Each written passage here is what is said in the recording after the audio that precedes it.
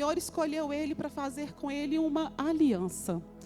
O Senhor fala: sai da tua terra, da tua parentela para a terra que eu lhe mostrarei, e farei de ti uma grande nação que será uma bênção para as outras.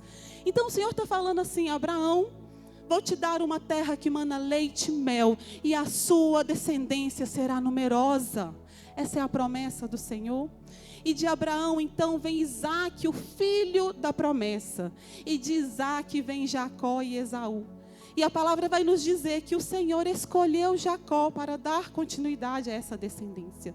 A palavra também nos diz, irmãos, que Esaú um dia trocou o seu direito de primogenitura. Ele vendeu, ele trocou por um prato de comida, um prato de lentilhas. E aí, quando chega o momento em que Isaque, no fim da sua vida, ele vai abençoar os seus filhos, porque era um costume daquela época. Antes de morrer, o pai, ele abençoava os filhos ali. Ele trazia uma palavra daquilo que aconteceria nas suas vidas. Então, Jacó, ele engana, junto ali com a sua mãe Raquel, ele passa na frente e ele rouba o direito de primogenitura. E Esaú, irmãos, ele fica tão bravo, ele quer matar Jacó. E a palavra nos diz que Isaque, então, manda Jacó lá para casa, para as terras do seu tio Labão. Quando Jacó chega lá, irmãos, ele vê quem? Raquel. Ele ama Raquel. Ele apaixona por Raquel.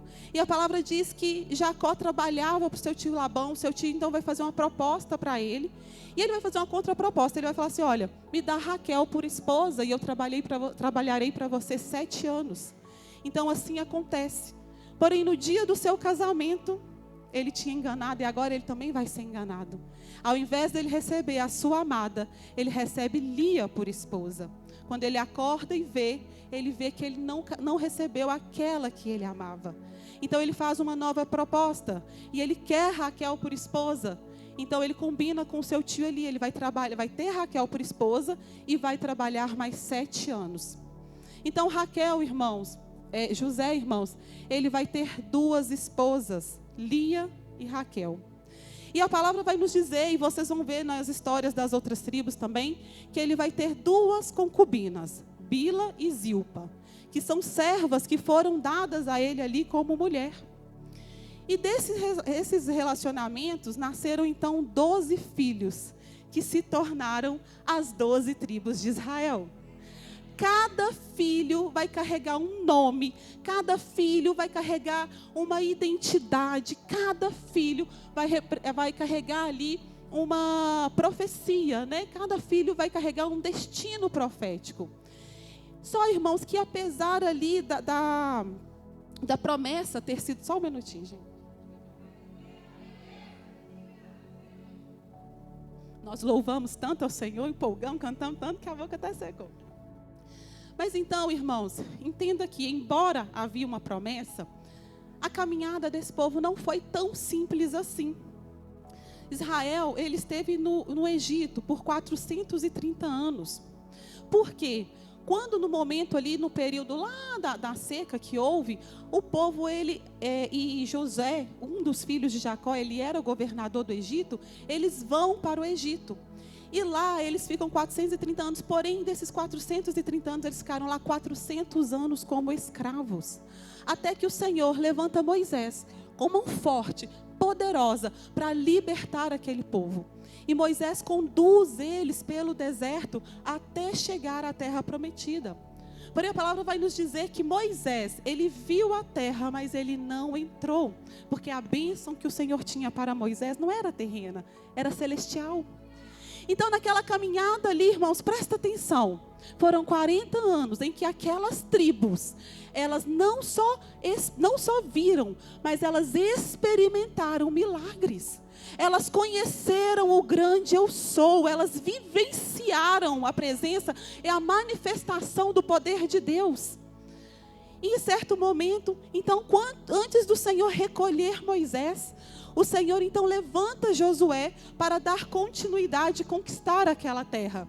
Então Moisés foi o libertador e Josué agora será o conquistador que junto entrará na terra prometida e tomará posse daquela terra. E nós estamos então no trabalho das 12 tribos. Já foram apresentadas aqui algumas tribos. E nós estamos então conhecendo a história desse povo. Por quê? Porque é a nossa história. Porque nós precisamos aprender com eles. Não é só uma história hoje que vai ser contada aqui, mas que a presença viva do Espírito Santo venha nos fazer refletir o nosso dia a dia. Porque a palavra nos ensina, e com aquilo que a palavra nos ensina, nós aprendemos com os erros e tomamos posse e colocamos em prática aquilo que é bom. Aleluias, glória a Deus. Então nessa caminhada aqui, nessa jornada, nós já se apresentaram algumas tribos. A primeira foi a tribo de Rúben, o primogênito. E nós aprendemos com Rúben, igreja, que posição não garante herança se não houver fidelidade. Porque Rúben, apesar dele ser o primogênito, ele desonrou o seu pai. E a palavra é muito clara: honra teu pai e tua mãe, para que tenha dias prolongados, para que as bênçãos do Senhor sejam sobre a sua vida. E Rúben não fez isso. E a segunda tribo que nós vimos aqui foi Simeão e depois Levi. E com Simeão e Levi, nós entendemos que a ira e a violência, elas podem manchar uma geração inteira. Porque Levi e Simeão, irmãos, eles foram atrás de justiça, mas não a justiça segundo os padrões de Deus, a justiça baseada na própria ira. E com violência, eles desagradaram ao Senhor. Mas também nós aprendemos uma coisa com eles: que um novo posicionamento diante do Senhor restaura destinos. Embora eles tiveram consequências, o Senhor restaurou o destino daquela tribo. E da última tribo que nós vimos foi a tribo de Judá, a promessa gloriosa, o leão da tribo de Judá, o nosso Messias aguardado, Jesus Cristo Salvador. E hoje nós vamos conhecer a história da tribo de Dan. Uma história um pouquinho diferente, mas em nome de Jesus que o Senhor vai falar aos nossos corações aqui. Amém? Então, como nós vimos aqui, na apresentação, nós vimos que Raquel era a esposa amada de Jacó. Raquel era aquela, irmãos, que carregava o amor do seu marido. Ela era a escolhida, ela era a preferida, mas apesar de carregar o amor do seu marido, Raquel carregava uma dor. Ela carregava a marca dolorosa da esterilidade, o peso de não poder gerar filhos. Naquela época, no Antigo Oriente, uma mulher que não gerava, ela era vista com desprezo. Então Raquel ali, movida, pela angústia, ela via sua irmã Lia dar filhos um atrás do outro. Então ela ficou ali com inveja, ela ficou angustiada, ela também queria ter ali o reconhecimento que Lia tinha. E a palavra vai nos dizer que, movida pela pressa e movida pela inveja, ela pega a sua serva Bila e dá a Jacó por esposa. Ela fala: dá-me filho, se não morro. E Raquel ali fala para ela: estou eu no lugar de Deus que te impediu de ter filhos? E nós aprendemos aqui que quantas vezes nós queremos uma solução humana, onde nós precisamos de um favor dos céus. Quantas vezes nós queremos fazer na força dos nossos braços, buscando em pessoas aquilo que só o Senhor pode fazer. Raquel teve pressa e ela entrega a serva dela ali. E Bila então ela vai se deitar com Jacó e ela vai conceber um filho. E Raquel tem a percepção. Ela tem essa percepção de que Deus a julgou. Ela fala: Deus me julgou. E por isso o meu filho se chamará Dan. Dan significa juiz, ou aquele que julga. Dan está ligado à justiça. Só, irmãos, que quando Raquel fala isso, mesmo que o coração dela ali estivesse feliz, mesmo que ela estivesse comemorando o nascimento daquela criança, o coração dela estava contaminado pela competição. Ela não nomeou Dan apenas por causa da bênção que ela recebeu, mas a partir de uma ferida não tratada. Presta atenção. O Senhor, Ele dá a oportunidade todos os dias da gente curar o nosso coração. E a partir disso, ela noveia ele desse jeito, mas na verdade, além dela ser grata por aquela bênção, é como se ela estivesse falando assim: viu, Lia? Eu também posso ter filhos. Deus me julgou. Deus me fez justiça. E o Senhor, irmãos, Ele não pesa a sua balança em cima de inveja e ciúme. E isso é muito forte. Irmãos, a palavra vai nos dizer ali que o tempo passou e Dan cresceu como tribo em Israel. Quando eles entraram no Egito, Dan tinha uma família pequena. Dan teve apenas um filho. Mas a palavra nos diz que a descendência de Dan cresceu tanto que Dan se tornou a segunda maior tribo em números de guerreiros. Ele se tornou a maior tribo, ou seja, seu começo ele pode ser pequeno, mas ele pode se tornar grandioso. Porque é o Senhor quem faz, é o Senhor quem levanta. Abra sua Bíblia comigo, abra a palavra comigo em Gênesis 49. Gênesis 49, nós vamos ler o versículo 16. Obrigada, Jesus, pela tua palavra. Obrigada, Pai. Gênesis 49, 16. Porque aqui, quando eles ainda viviam no Egito, Jacó, ele vai trazer uma bênção aos seus filhos. Jacó, ele, como eu disse, era um costume, ele vai reunir os seus filhos e ele vai profetizar sobre a vida dos seus filhos. Ele vai falar aos seus filhos aquilo que vai acontecer. E a Dan, ele diz assim: Dan julgará o seu povo como uma das tribos de Israel. Deixa aberto aí, tá? O que o Senhor está falando aqui é que Dan ia ter um papel de juízo, um papel de liderança. O seu povo aqui não seria só a tribo de Dan, mas todo o Israel. Então, quando o Senhor nos fala isso, é por isso que o símbolo da tribo de Dan é a balança. Não sei se vocês viram aqui no estandarte.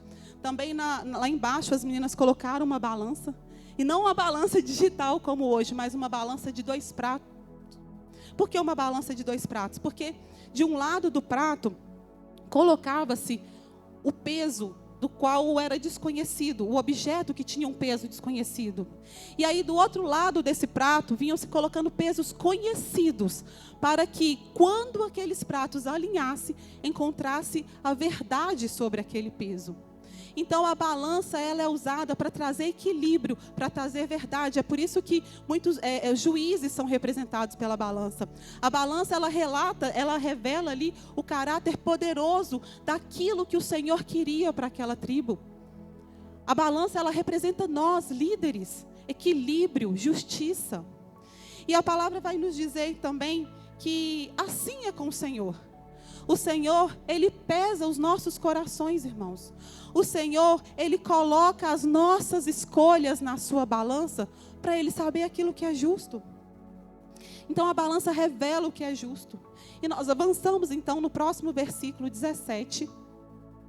Jacó, na mesma profecia, ele vai acrescentar: Dan será uma serpente junto ao caminho, uma víbora junto à vereda, que morde os calcanhares do cavalo, de modo que seu cavaleiro cairá para trás. A serpente também é um símbolo da tribo de Dan. Em alguns lugares, se vocês pesquisarem, vocês vão ver uma serpente enrolada na balança. Mas, embora ela não seja bem vista na Bíblia, a serpente aqui, quando Jacó traz essa comparação, ele não está falando de maldição, entendam. Ele está falando de uma característica estratégica que ele queria para aquela tribo, que seria ser estratégico, que seria uma tribo que deveria usar de esperteza. Então entenda, não é malícia, é esperteza. E quando ele fala que a serpente estaria ao meio do caminho, ou seja, ali na rota, né, por onde os viajantes passavam, porque essa tribo seria uma tribo de guerreiros, uma tribo que faria justiça, que estaria ali protegendo o povo. Porque uma serpente à beira do caminho, ela não tem pressa, ela fica paradinha, ela observa, ela fica atenta e ela espera o momento certo para atacar. Assim deveria ser Dan. Presta atenção, porque vocês vão conectar lá no final. Dan deveria ser uma tribo astuta, atenta, esperta. Uma tribo que deveria usar inteligência para atacar o inimigo, ao invés de força frontal como as outras tribos. Então, Jacó aqui já está falando, já está profetizando o que eles deveriam fazer. E a profecia, ela continua falando ali que a cobra, ela morde o calcanhar do cavalo. Por quê? Quando a cobra, ela morde o calcanhar do cavalo, né? Quando um cavaleiro estiver ali, todo imponente, em cima do seu cavalo, achando que nada pode abalar, achando que nada pode derrubar, e essa cobra pica esse calcanhar, o cavalo tropeça, e assim o cavaleiro cai para trás, fazendo com que aquele que parecia inabalável caia. E Dan teria vitória. Então, inteligência, estratégia. Amém? Glória a Deus. Então, a mensagem de Jacó para nós e para Dan era muito clara. Olha, não seja apressado. Igreja, traz para o seu dia. Não seja apressado. Mantenha o equilíbrio, porque muitos têm perdido o equilíbrio, né? Não haja por impulso. Espere, observe, avalie. Porque o momento certo chegará. E quando o momento chegar, a oportunidade será sua. Aleluia, Jesus. Pega isso para a sua vida, igreja. Você não precisa da força dos gigantes. Você precisa da estratégia de Deus que vem para a sua vida. A estratégia de Deus para mim é uma, a estratégia de Deus para você é outra. Não é na força do outro, é na estratégia de Deus. E para cada um, Ele deu uma estratégia diferente. O Senhor é bom demais. E a Bíblia nos mostra que esse chamado começou lindo, começou disciplinado, começou ali, sabe, de forma responsável mesmo. Já no deserto, quando eles saíram do Egito, e a tribo de Dan já era tão numerosa, ela já tinha 62.700 homens. Eles cumpriam com responsabilidade. A palavra diz que eles vinham na retaguarda, fechando a tribo, fechando a caminhada daquela tribo. Eles vinham na retaguarda, cuidando daqueles que se atrasavam, cuidando daqueles que não conseguiam acompanhar o grupo, atentos caso algum inimigo viesse tentar atacar a tribo por trás. E quando o tabernáculo parava, quando eles acampavam, eles ficavam também na retaguarda mais ao norte, numa proximidade suficiente do tabernáculo, caso houvesse alguma ameaça. Então eles estavam estrategicamente posicionados, e aqui eu faço uma ponte. Essa tribo de guerreiros e valentes, hoje está sendo representada pelo ministério de mulheres. Mulheres valentes, mulheres guerreiras, mulheres que guardam a retaguarda das suas casas em oração, em súplica, diante da presença do Senhor. Mas aqui nós também temos homens, não no nosso ministério, mas presentes na igreja. Vocês, homens, chamados como guerreiros para proteger a retaguarda, para orar, para guardar, para cuidar. E sabe o que isso tem a ver conosco? Que essa tribo foi chamada para proteger, para estar atenta caso viesse algum ataque do inimigo. E nós também fomos confiados a Deus a guardar as nossas famílias. Nós somos confiados ao Senhor a manter a fé. Vocês lembram da entrada? O Senhor nos levantou para ser luz. O Senhor nos levantou para cuidar da nossa família. E existe um grande perigo aqui. Muitos estão se omitindo desse papel. Muitos estão se omitindo. E omitir é um perigo. Porque Dan perdeu o propósito quando ele começou a omitir o seu chamado. A palavra vai nos dizer, irmãos, que no tempo, lá em Juízes, no tempo da juíza Débora, a juíza do Senhor, quando ela foi para a luta contra o comandante Cícera, a palavra diz que Dan deveria ter ido, porque era o chamado de guerreiro dele, mas ele não foi. Dan se acomodou. Enquanto Zebulon e Naftali foram para a guerra, riscaram suas vidas, Dan ficou junto aos seus navios. A juíza canta lá no final, ela e Dan. Por que ficou junto aos seus navios? Eu digo para você, porque ele cuidou dos interesses próprios, porque ele cuidou do seu comércio, porque ele não quis cumprir o chamado que o Senhor tinha levantado ele para fazer. Então Dan se omitiu, e a omissão, igreja, é uma injustiça. O Senhor te convida, homem, mulher, é um na linha de frente, é outro na retaguarda e de joelho, é cobrindo espiritualmente a sua casa, a sua família, a sua igreja, o seu país, cumprindo o seu chamado, não se omita, porque sair do chamado te faz sair do propósito do Senhor. Deus é maravilhoso, irmãos, e Ele nos dá a oportunidade. O Senhor nos dá a oportunidade. E vamos avançar um pouquinho nessa história. Vamos abrir a Bíblia lá em Juízes 19.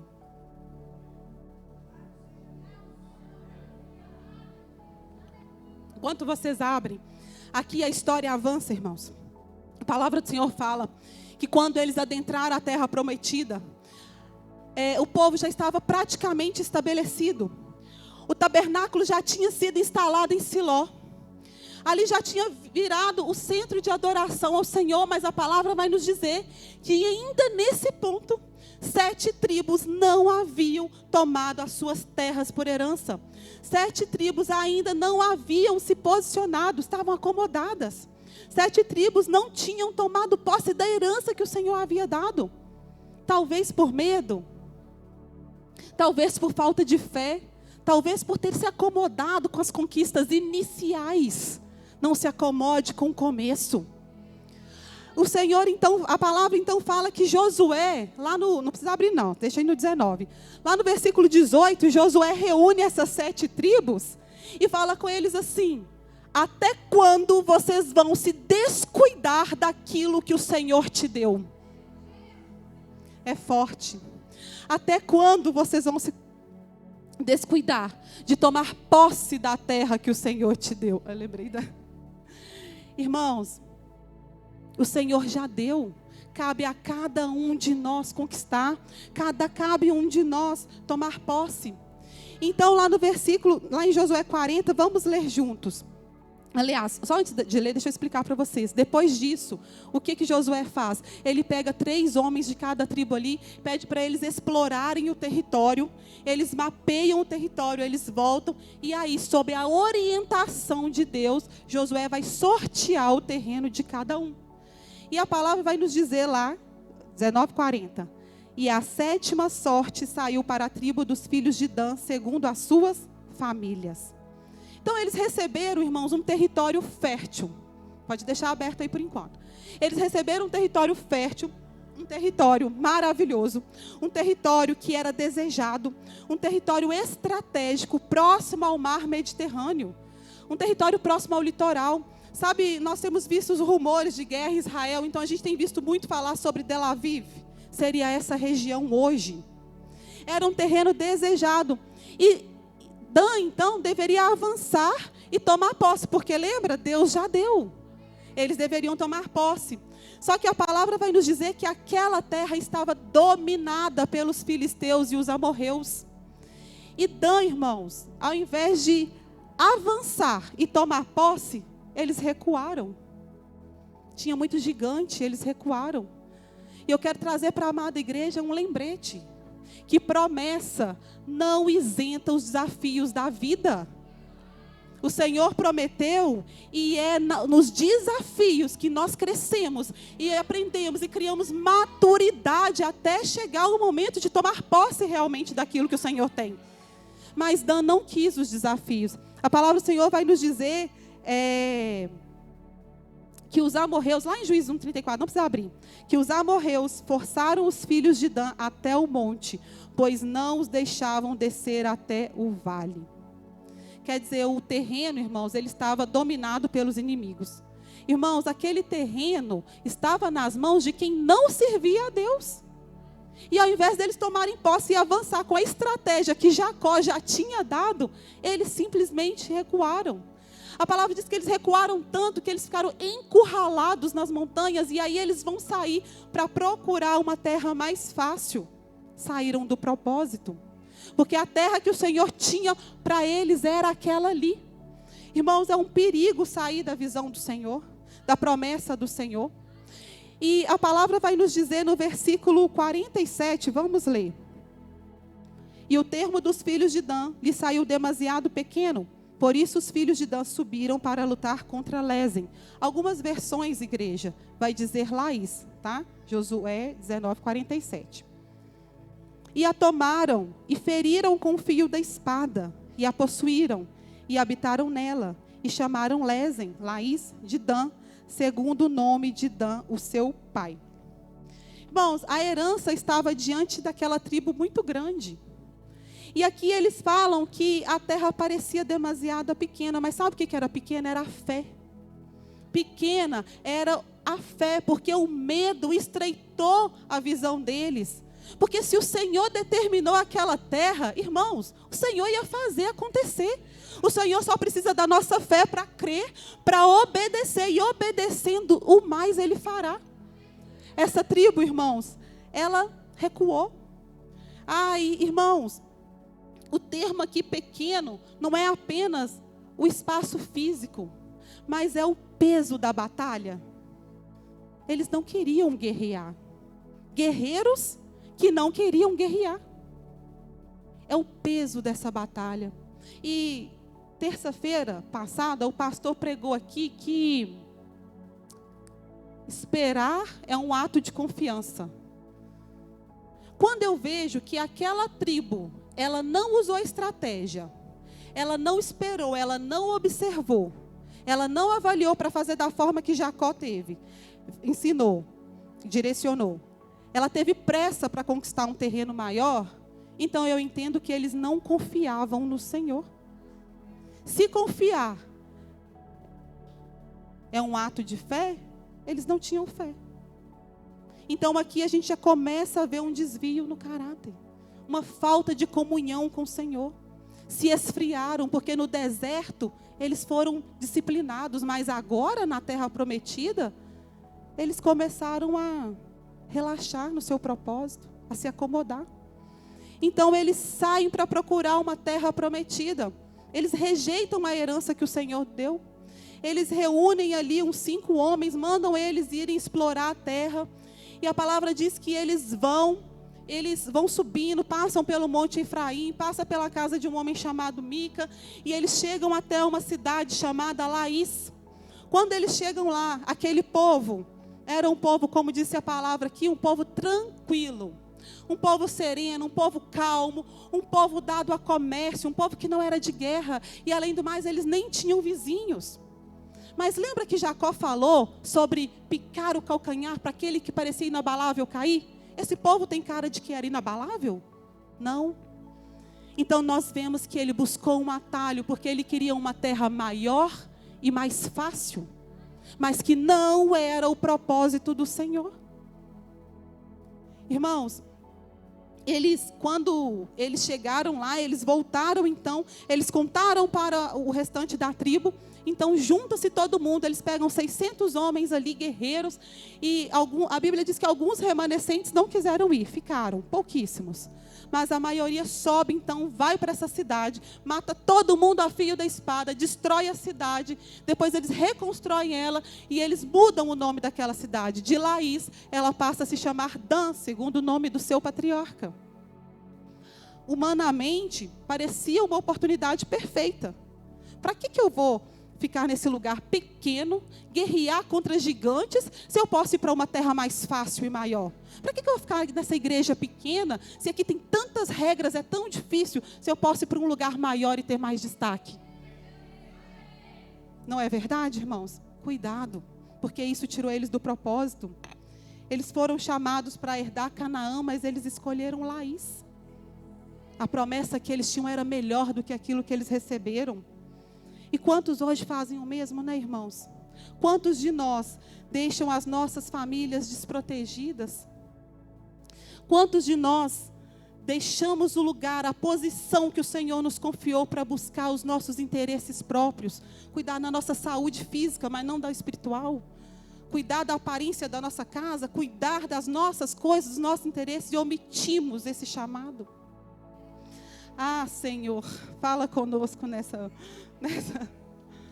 manhã. Então, irmãos, aos olhos humanos parecia uma grande vitória, mas espiritualmente foi um desvio. Espiritualmente foi um desvio, porque o Senhor tinha preparado aquele lugar para eles. Dan venceu em Laís, mas Dan perdeu no coração. E vocês vão entender por que eles perderam no coração. Porque aquela tribo, chamada para ser guerreiros justos, ela se entregou à idolatria. além da pressa, da fuga do propósito, eles se entregaram à idolatria. A palavra vai nos dizer, irmãos, que no caminho, quando eles estavam indo então para de fato tomar posse daquela terra, lembra que no início eles tinham parado na casa de um homem chamado Mica? Eles tinham visto tudo que tinha lá. E agora eles voltam e olham para a casa de Mica. Mica era um homem, ele tinha feito para si um santuário próprio, cheio de ídolos pagãos. Lá tinha imagens, esculturas de madeira, de prata, tudo aquilo que desagradava o Senhor. Tinha até eu não sei falar, éfode, um colete sacerdotal. E além de tudo isso, Mica, ele tinha contratado para si mesmo um levita, para que esse levita fosse seu sacerdote pessoal. E a tribo de Dan, que conheceu o grande eu sou, simplesmente para lá e rouba todos os ídolos de Mica. E pior, ainda corrompem aquele levita, que já era corrompido na verdade, né? E faz para ele uma proposta. Eu quero até ler para vocês o que ele vai falar. Ele vai falar assim, ele vai prometer para eles posição, um reconhecimento. E Mica, ele vai, quando ele vê eles roubando ali, ele fala assim, o que vocês estão fazendo? Que isso que vocês estão fazendo? Aí eles falam com Mica assim, fica calado. Olha, fique em silêncio, venha conosco, seja nosso pai e sacerdote, misericórdia, Senhor. O que é melhor para você? Ser sacerdote da casa de um só homem ou de toda uma tribo de Israel? Ah, Senhor, misericórdia, Deus. Porque assim, com ídolos roubados e com sacerdote corrompido, eles foram para Laís e ganharam a guerra. Mas foi uma vitória militar, irmão, porque aquela guerra foi vencida, contaminada pela idolatria. Porque o coração deles deixou de acreditar e de adorar no único Deus vivo e passou a confiar naquelas imagens. O coração deles passou a confiar. É tipo assim, ó, eu creio em Deus, mas eu confio que esse trabalho aqui é que vai me dar o sustento. Eu creio em Deus, mas eu confio que a força dos meus braços é que vai fazer as coisas. Eles substituíram o lugar de Deus nos seus corações. Ó, igreja, parecia sim uma vitória, mas foi um desvio. E eles instalaram ali. Além de tudo isso, eles fizeram um santuário dentro da cidade para colocar aqueles ídolos. Isso foi tão grande, irmãos, tão pesado, que durante todo o tempo que a casa do Senhor esteve em Siló, eles mantiveram aqueles ídolos ali. E passam-se os anos, passam-se os reis. Quando chega o rei Jeroboão, sabe o que ele faz? Ele manda fazer 2 bezerros de ouro. Ele instala um em Betel e outro em Dan. E Dan passa a ser o principal centro de adoração idólatra. Misericórdia, aquela tribo que havia sido chamado para ser justiça, passa a ser uma tribo idólatra. E talvez você pense assim hoje, mas essa palavra não tem nada a ver comigo. Eu quero te dizer que tudo aquilo que ocupa o lugar de Deus no seu coração se torna um ídolo. Talvez você fale, não tem nada que ocupa o meu coração no lugar de Deus. Talvez seus relacionamentos. Talvez eu idolatro meu marido, talvez eu idolatro meu filho, talvez eu idolatro minha esposa. Se toma o lugar de Deus, se toma o primeiro é para eles e depois é para Deus, já tomou o lugar de Deus, já se tornou uma idolatria. Se eu confio primeiro as minhas vontades, os meus desejos, o que é melhor para mim, se eu coloco quando Deus chama, eu falo, depois eu faço, porque primeiro não dá para fazer, não dá para eu ir, hoje não tem jeito, eu coloquei as minhas vontades no lugar de Deus. Talvez eu coloco a minha saúde física no lugar de Deus, e esqueço da minha saúde espiritual.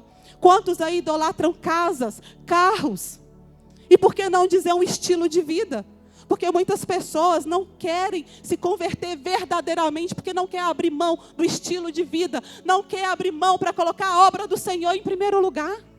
Isso é um tipo de idolatria. E o Senhor nessa noite quer nos acordar para isso, quer nos trazer de volta ao seu primeiro amor, ao entendimento da primazia. Irmãos, Sabe, é tão maravilhoso quando eu deixo de fazer outra coisa para mim e me disponho a fazer para o Senhor. É como se eu dissesse assim: Senhor, nada ocupa o teu lugar no meu coração. O primeiro é para Deus, Ele merece toda a honra e toda a glória. É por isso que nós começamos esse trabalho aqui, glorificando a Deus, porque Dan não fez isso. É por isso que nós entramos aqui, dando ao Senhor toda a honra e toda a glória, porque Ele tem que ser o primeiro a ser louvado. Aleluia, Jesus. Glória a Deus.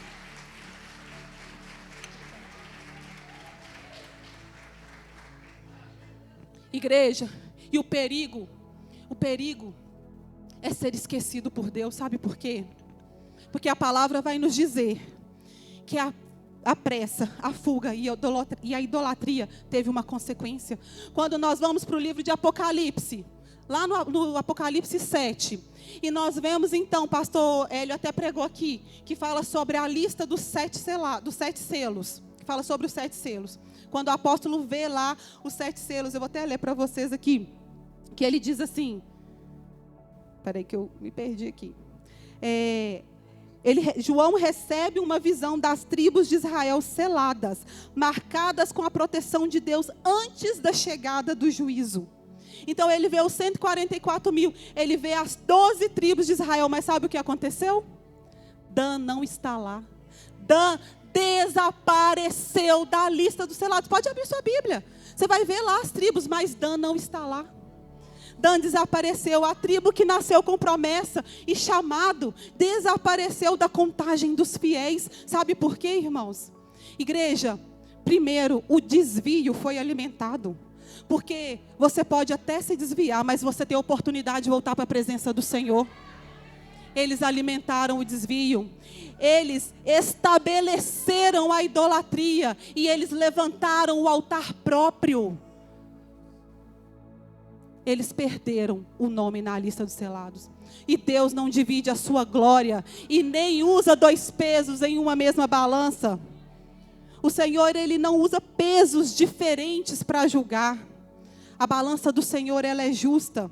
A tribo de Dan foi chamada para andar em retidão, para refletir a verdade. Mas ela escolheu os pesos falsos. Ela foi uma escolha. E espiritualmente, o Senhor, Ele continua a usar a sua balança.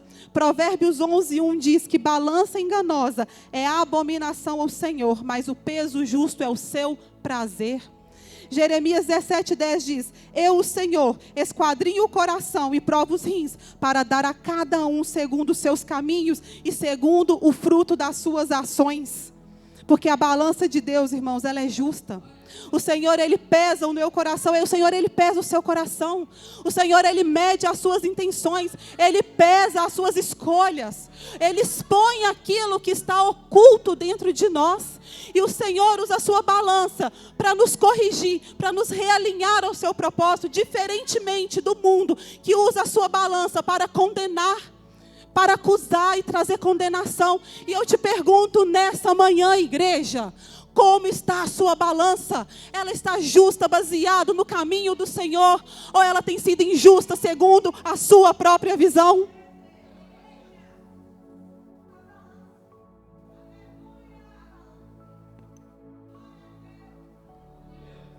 Aleluia, Jesus. Já a injusta igreja, ela pesa aparências e conveniências. Pois a balança de Deus, ela julga com verdade e misericórdia. A injusta julga com parcialidade e interesse próprio. A balança de Deus, igreja, ela só tem um padrão e é a verdade. A injusta usa 2 pesos e 2 medidas. A balança de Deus, irmãos, ela não se engana. A balança de Deus, ela mede as nossas escolhas. E se nós colocarmos as nossas escolhas na balança do Senhor, nós vamos saber se nós estamos andando no propósito dEle ou se nós estamos fugindo do propósito dEle. Olha, irmãos, mesmo tendo dons, mesmo tendo posições, mesmo tendo chamado, se nós permitirmos o desvio, nós corremos o risco de sermos esquecidos da lista dos selados. A tribo de Dan, presta atenção, estou acabando, não era uma tribo fraca, muito pelo contrário. Como nós vimos, era uma tribo de guerreiros. Era uma tribo forte, mas ela se desviou. Aquele que está de pé, cuide para que não caia. Irmãos, a palavra vai nos dizer que dessa tribo nasceu um dos homens mais conhecidos da história, Sansão. O juiz mais forte e temido que já existiu. Aquele que foi anunciado por um anjo desde o ventre. O Senhor falou que ele seria o libertador de Israel, que ele começaria ali a derrotar o inimigo. Ó, igreja, eu faço aqui um parêntese. Uma tribo tão numerosa, uma tribo de guerreiros, que não fez o que o Senhor falou. Deus levantou um dessa tribo.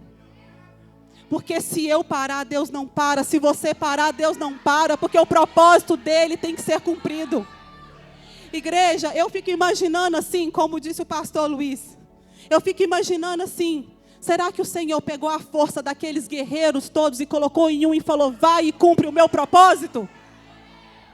Então Dan cresceu ali como uma força incrível. Dan tinha força para derrotar leões. Dan tinha força para... arrancar portões era pouco. Dan tinha força era para combater exércitos. Ele era um homem levantado por Deus com chamado. Mas acontece que a vida de Dan, irmãos, não foi tão simples. E aqui é um alerta para nós. Dan era tudo isso que eu falei. E talvez por tudo isso, no meio do caminho, ele começou a abrir algumas concessões. Cuidado com as concessões.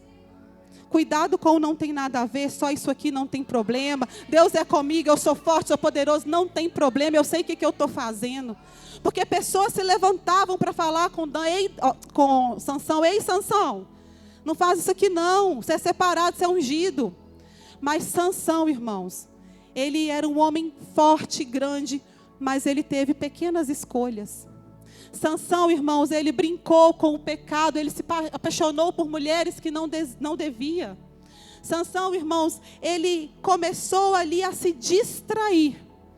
E o que derrotou Sansão não foram os inimigos, mas as brechas no caráter dele.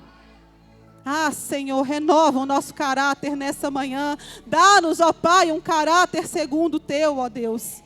Porque no momento de distração, o inimigo enviou uma mulher. E Sansão caiu. Sansão foi preso. Sansão foi cego. Sansão foi humilhado. Porque ele brincou. E com a palavra de Deus não se brinca, igreja. E eu trouxe essa história aqui. Porque mesmo nesse momento, mesmo preso, cego e humilhado, a diferença aqui é que Sansão, ele não se esqueceu do seu chamado. E é tempo da gente voltar e nos arrepender. Sansão ali, quando ele estava cego, ele clama ao Senhor e ele fala, Senhor, lembra-te de mim. E nesse momento o Senhor devolve a ele a força. E ele derruba o templo dos filisteus e o inimigo cai. Todos morrem. Mas Sansão também morre. Talvez a história dele podia ter sido diferente se ele tivesse arrependido antes. Talvez a história dele podia ter sido diferente, mas a história dele foi segundo as próprias escolhas, mas o propósito de Deus foi cumprido. E eu quero dizer para você nessa igreja, nessa manhã, que a balança de Deus é justa. Que o Senhor, Ele ouve o grito de um coração arrependido. E assim como Ele ouviu o grito de Sansão e restaurou a força dele, que o Senhor nessa manhã restaure a sua força, restaure a sua fé, restaure o seu chamado, para que o nome dEle seja glorificado. Porque a graça do Senhor, ela é maior do que os nossos erros. No final, todos nós seremos pesados pelo Rei Jesus na balança. E eu te pergunto, igreja, você permite Deus alinhar a sua balança nessa noite? Nessa manhã? Eu te pergunto, igreja, você permite o Espírito Santo alinhar suas decisões nessa manhã? Lembra de onde você caiu, igreja? Dan teve a oportunidade de voltar, mas não quis. E nesta manhã, a mesma oportunidade que foi dada a Dan, também é dada a você. E eu te pergunto, você permite o Espírito Santo de Deus alinhar a sua balança. E eu te pergunto nessa manhã, você permite o Espírito de Deus tirar o peso que há na tua alma? Que peso é esse, Natália? Talvez seja o ódio, a raiva, a amargura, as indecisões. O que tem tomado o lugar de Deus no seu coração, Dan? O que tem roubado a presença de Deus no seu coração, Dan? O que tem feito você se desviar dos propósitos de Deus, Dan? Sendo que nem a morte pode te separar do amor de Deus. Se nessa manhã, Dan, você entendeu que a sua balança está descontrolada, volta, Dan, volta. É tempo de voltar ao primeiro amor. É tempo de tirar o ódio, o rancor, a raiva, a idolatria. Tudo aquilo que te afasta, tudo aquilo que rouba a glória de Deus nessa manhã, tem que sair. Se você quer voltar para Jesus, vem aqui à frente. Nós, como os guerreiras do Senhor, vamos orar pela sua vida. Se nessa manhã você quer receber Jesus como seu único Salvador, vem aqui à frente, porque nós, como guerreiras, vamos orar por você. Talvez você não quer voltar, você está ferido, você se feriu na guerra, você não está sozinho. Deus nessa manhã levantou um exército para te ajudar. Vem aqui à frente que nós vamos orar pela sua vida. Mas se não tem ninguém, glória a Deus, porque a palavra do Senhor não volta vazia, e ela cumpre o propósito a qual foi enviada. A Deus, nessa manhã nós te rendemos graças, porque entendemos que só o Senhor é Deus. Nós não negociamos a tua presença. Deus, nós não abrimos mão dos teus propósitos. Deus, em nome de Jesus eu te peço que as nossas almas, que as nossas balanças nessa manhã sejam alinhadas pelo teu Espírito. Pai, em nome de Jesus, nos dê força, nos fortaleça, nos encha da tua presença, para que assim a tua glória seja resplandecente sobre as nossas faces. E nós te devolvemos o louvor, nós te entregamos a honra, nós entregamos o domínio, porque reverenciamos Deus Pai neste lugar. Nós engrandecemos Deus Filhos neste lugar e exaltamos a Deus Espírito Santo neste lugar, porque aqui é o Senhor quem reina, porque aqui é o Senhor quem governa, porque aqui só o Senhor é exaltado. Nós não negociamos a tua presença, nós declaramos que não abrimos mão da tua presença. Fique à vontade, Santo Deus, nos reacenda, nos renova, nos encha do fogo do teu Espírito, para que assim, Deus, o Senhor seja louvado por completo. Aleluia! Acende outra vez tua chama em nós, aviva outra vez, aviva outra vez, acende outra vez tua chama em nós, aviva outra vez, aviva outra vez. Vamos ficar de pé para adorar ao Senhor nessa manhã. Acende outra vez.